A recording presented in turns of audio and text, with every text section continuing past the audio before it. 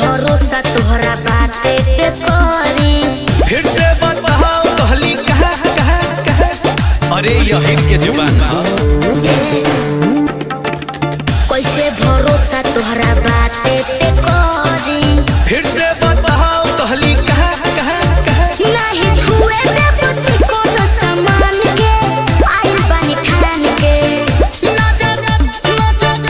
रात भमिला वह यही रानी से भोरे न मरी ले जाई है ते बन के।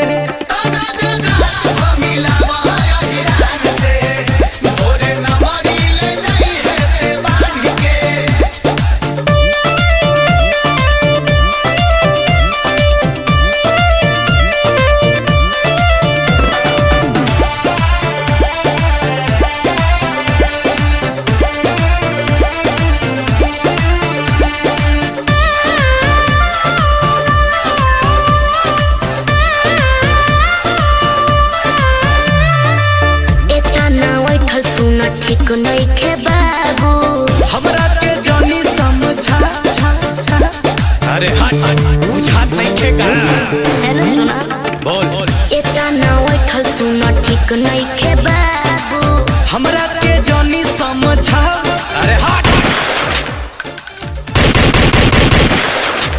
राहुल सैनी के पकड़ा खो जोनी खान के लेनी बात मान के। रात भमिला वह यही रानी से जी भोरे न मरी ले जाई है ते बन के।